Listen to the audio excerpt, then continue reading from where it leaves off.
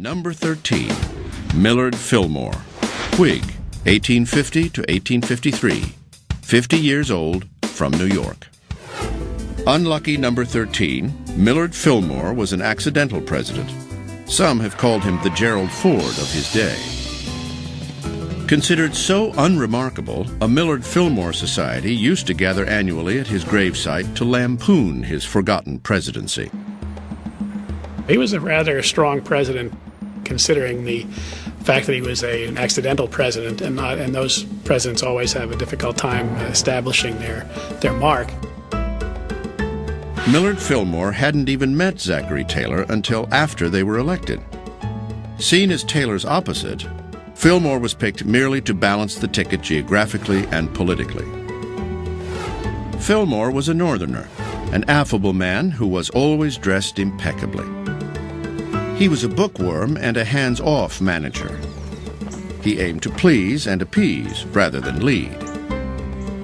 He was a kind of colorless character who believed in compromise, who deferred to congressional leadership. According to most observers, bland, friendly, willing to make you feel that you had said something important, and just generally fitting in. And yet, behind this amiable personality lurked a man with backbone. Bitter at feeling overlooked by Taylor's cabinet, Fillmore fired all of them. Fillmore continued to exert his newfound power by reversing the policy of his predecessor and signing the Compromise of 1850 into law. Fillmore said, no, I'm in now and I'm going to change the government's policy. Taylor was all wrong about the Compromise of 1850. Fillmore supported slavery because he believed its abolition would lead to a collapse of the Southern economy. 60% of U.S. exports came out of the cotton states by 1860. So to abolish slavery was to abolish an economic system. Fillmore also believed that slavery was protected by the Constitution, and that by signing the Compromise, he would somehow put the issue to rest forever.